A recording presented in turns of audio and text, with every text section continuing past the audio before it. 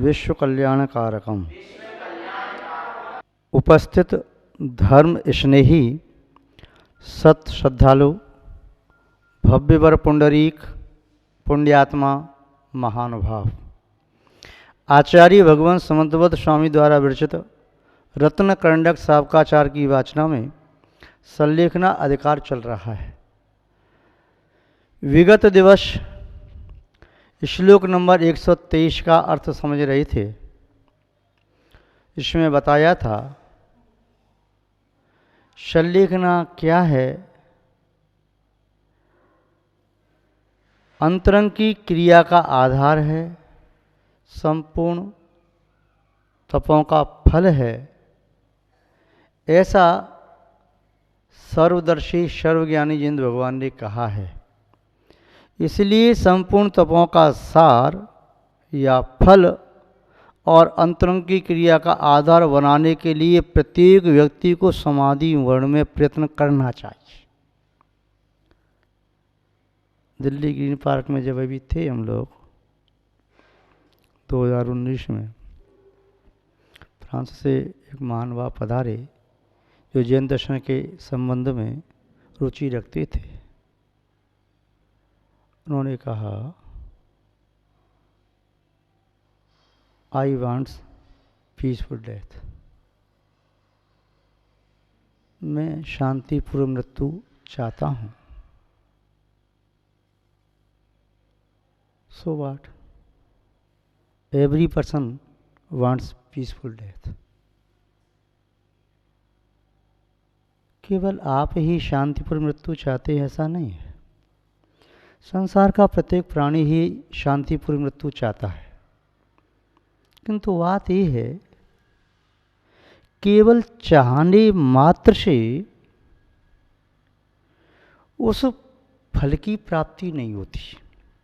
यदि कृषक अपने खेत में बीज न बोए और खेत के सामने हाथ जोड़ के बैठ जाए कि मेरे खेत में अच्छी फसल आ जाए,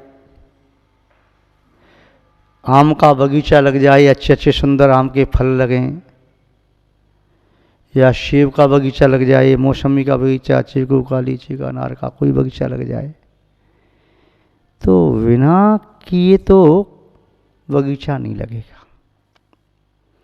पहले पुरुषार्थ करना होता है, बाद में भाग्य की प्रतीक्षा करनी होती है। आचार्य समंतवत स्वामी ने केवल ये नहीं कहा कि आप केवल भावना भाव, उत्तम समाधि प्राप्त करने के लिए उन्होंने कहा प्रयतितव्यम, प्रयत्न करना चाहिए, और विभवीन, अपनी शक्ति के अपनी वैभव के अनुसार प्रयत्न करना चाहिए। संसार के जितने भी कार्य हैं आप संपन्न करते ही है ना, व्यापार करते हैं तो व्यापार करते ही है ना, केवल भावना तो नहीं बातें। विद्यार्थी अध्ययन करते हैं, सफल होने के लिए तो अध्ययन करते ही है ना, या कोई उद्योगपति अपनी फैक्ट्री चलाता है तो वह परिश्रम करता ही है ना, मजदूर भी मजदूरी करता है तो श्रम करता है। श्रम करने पर ही फल की संप्राप्ति संभव है। परिश्रम निष्फल नहीं होता। जब भी किसी क्षेत्र में आप सफल होना चाहते हैं, उस क्षेत्र में समुत्पन्न वृक्ष के फल को प्राप्त करना चाहते हैं, तो उस क्षेत्र में आवश्यक कार्य रूपी वृक्ष को अपने शुद्ध पसीने के जल से सिंचन करो, तो संभावना है कि आपको सुफल की प्राप्ति होगी। आप चाहें समाधि वर्ण के लिए क्या करना होगा, हमने तो सुना था कुछ नहीं करना पड़ता है। जहाँ कुछ नहीं करना पड़ता है वह और ज़्यादा बड़ा परिश्रम होता है, क्योंकि जो कुछ आप कर रहे हैं उसे छोड़ना पड़ता है, उसे छोड़ना और बड़ा कठिन होता है। कोई व्यक्ति कहे कि सरल बनने के लिए क्या करना पड़ता है, बोले कुछ नहीं, सरलता से बैठ जाओ, शांति से बैठ जाओ, किंतु बैठा तो नहीं जाता, बोले कुछ मत सोचो, ध्यान लगाने के लिए क्या करना पड़ता है? बोले कुछ मत सोचो, कुछ मत बोलो, कुछ मत करो, तो परम ध्यान की प्राप्ति होती है। पर यही तो कठिन है कि कुछ नहीं सोचना, कुछ नहीं बोलना, कुछ नहीं करना, ये तो महाकठिन है। बोलना तो सरल है, बोलना तो बहुत आसान है, किंतु मौन रहना बड़ा कठिन है। कोई कार्य करना आसान है, किंतु कोई कार्य नहीं करना ये बड़ा कठिन है। चिंतन करना आसान है, चिंतन नहीं करना बहुत कठिन है। किसी निमित्त को पाकर के आपको क्रोध आ सकता है, 100 लोगों को क्रोध आ सकता है। जो शांत परिणामी थे, पहले 1 को आया, फिर 2 को आया, 4 को आया, 10 को आया, 50 तक पहुंचेगा, 60, 70, 80 तक पहुंचा, 90 तक पहुंचा, 95, 98, 99 तक पहुंच गया। तो जिनकी जितनी क्षमता सी थी तब तक उन्हें क्रोध नहीं आया। जब क्षमता से पार होते गए तो क्रोध आता गया। एक व्यक्ति अभी भी टिका हुआ है, उसके और क्रोध के निमित्त उत्पन्न किए, उपस्थित किए, उसके बावजूद क्रोध उसे आया ही नहीं। पूछा क्यों? मैंने अपने क्रोध का गड्ढा ही खाली कर दिया। कुएं में पानी हो तो बाल्टी से निकाला जा सकता है। किसी कुएं में रस्सी पड़ती है 2 हाथ की, 4 हाथ की, 8 हाथ की, 10 हाथ की, 15 हाथ की, 20 हाथ की, 30 हाथ, 40, 50, 100, 150, 200, 500, 1000 हाथ की रस्सी लग जाएगी। चलो, कुएं में पानी है तो निकल के तो आएगा। और जिस कुएं में पानी नहीं है तो कितनी भी हाथ की रस्सी डालते रहो, क्या फर्क पड़ रहा है? ऐसे ही समत्व भाव जागृत करने के लिए, समाधि मन को प्राप्त करने के लिए पहले कुछ प्रयत्न करना है। कैसा प्रयत्न करना है? संयमी समाधि को प्राप्त करता है, असंयमी समाधि को प्राप्त नहीं करता। तो पहले तो संयमी बनना पड़ेगा। संयमी एकाएक बनने का साहस नहीं है तो पहले देश संयमी बन पड़ेगा, वृत्ति आदि बनना पड़ेगा। उसके लिए हिंसा आदि 5 पापों को छोड़ना पड़ेगा, क्रोध आदि कषायों का समन करना पड़ेगा, जीते जी मृत जैसे बनना पड़ेगा कि तुम कुछ भी कहो, तुम्हारे शब्द हमारे एक कान से आ रहे हैं, दूसरे से निकल रहे हैं, उन आपके शब्दों के अंदर लेके ही नहीं जा रहे हम। प्रयास तो ये करें कान के अंदर प्रवेश ही नहीं करें, और प्रवेश कर भी जाएंगे तो हमने यहाँ मध्य में कोई एक ऐसा वो लगा दिया है पार्टीशन, जिससे वह ऊपर से ऊपर निकलते चलें बाईपास। हमारे अंदर शहर में, हमारे देश में, बस्ती में प्रवेश न कर जाए आपके शब्द। कोई शब्द अच्छा हो जाए जो हमारी विशुद्धि बढ़ाने वाला है तो वहाँ थोड़ी सी जाली छोड़ दी है, उसमें से शब्द नीचे आ जाता है, हम अंदर ग्रहण कर लेते हैं। तो आचार्य महोदय कह रहे हैं संयमी बने बिना समाधि नहीं होती।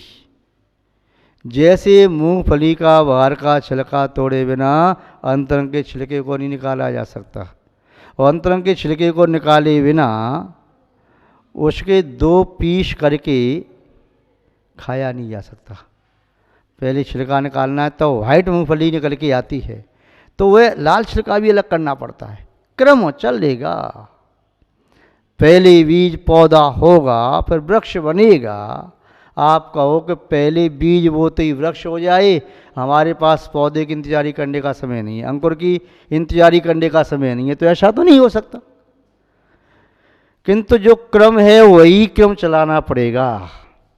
महानुभाव तो आचार्य समंत गोस्वामी कह रहे हैं कि दीक्षा लेने के पूर्व क्या क्या त्याग करना जरूरी होता है।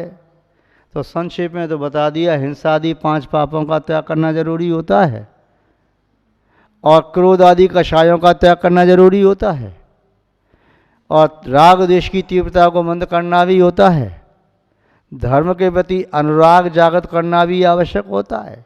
ये सब आवश्यक हैं। इनकी पूर्ति हुए बिना आगे का काम प्रारंभ नहीं हो सकता। जैसे कहते हैं कोई विधि करनी हो, फिर इतनी विधि करो, फिर इतनी करो, फिर इतनी करो, फिर इतनी करो, क्रम क्रम से करते चले जाओ, अक्रम से नहीं।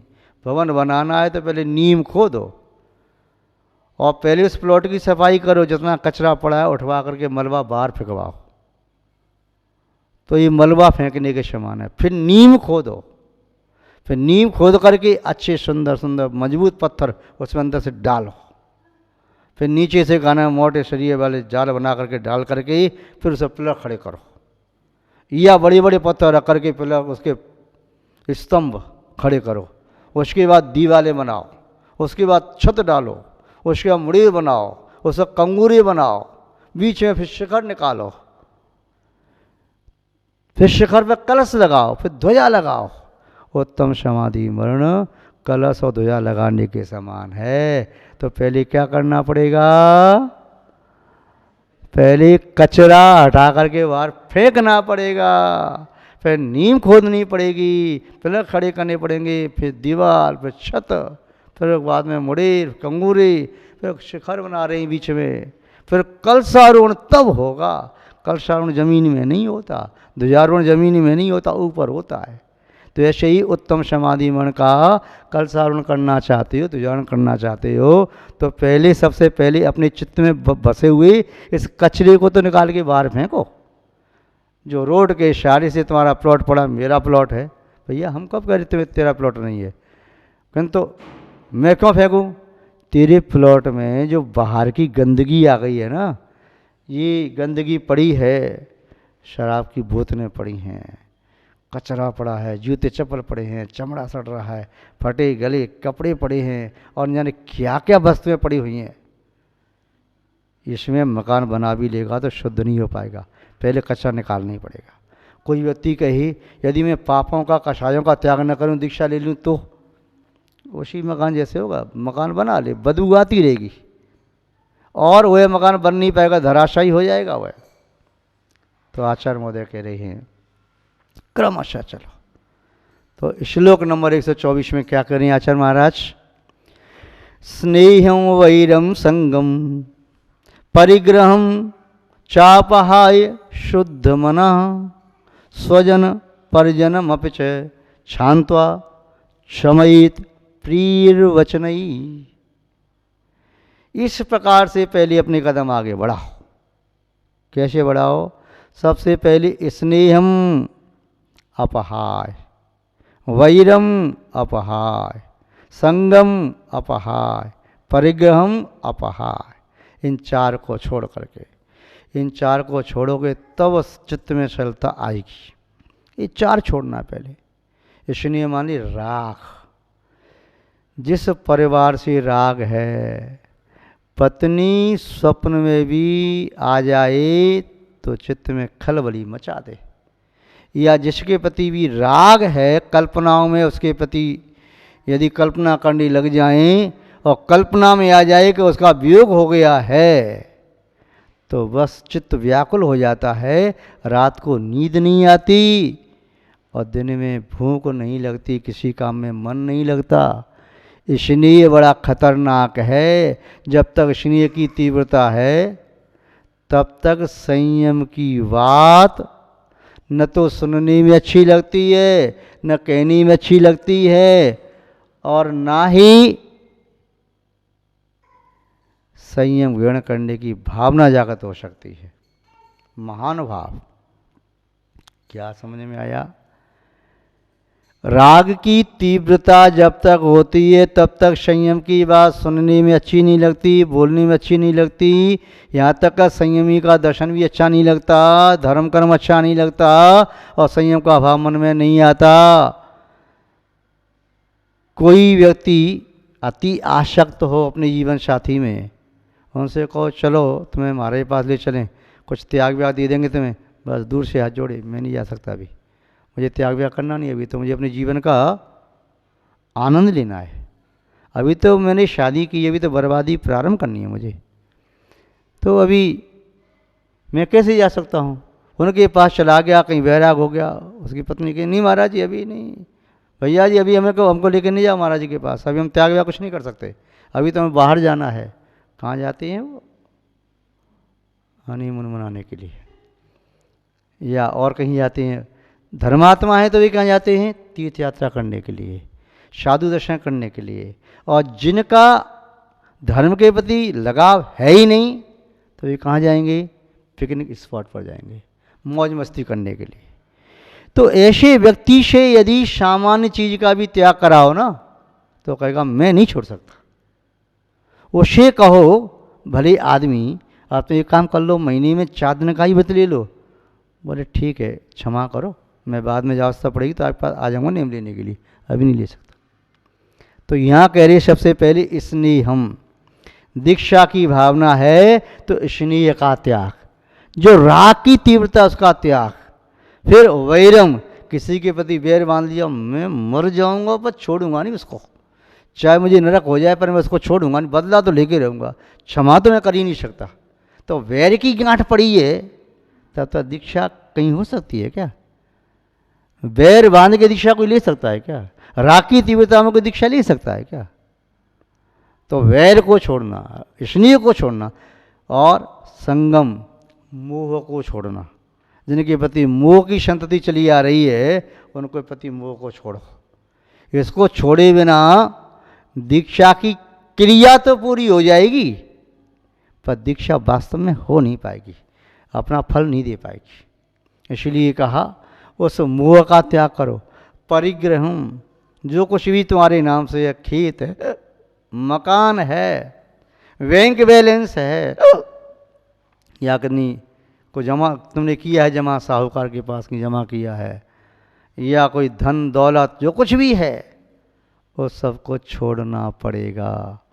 दीक्षा में तुम अपने साथ लेकर कुछ नहीं चल सकते, यथाजा दिगंबर होना पड़ता है, उसे ही दीक्षा कहते हैं। केवल सिर्फ और सिर्फ जीव रक्षा के लिए पिक्षका ले सकते हो, शौच के लिए उपकरण कमंडलू ले सकते हो, और अध्ययन के लिए शास्त्र आदि ले सकते हो। शरीर की सामर्थ्य नहीं है तो अपवाद में चटाई पाटा आदि ले सकते हो, ये भी राजमार्ग से नहीं। इन सब को छोड़ करके तब दीक्षा के क्षेत्र में प्रवेश किया जाता है। आज बस इतना ही, शेष कथन बाद में करेंगे। जबली श्री शांतनाथ भगवान की, परम पूज्य आचार्य गुरुदेव श्री विद्यानंद महाराज की, अहिंसा में विश्व धर्म की।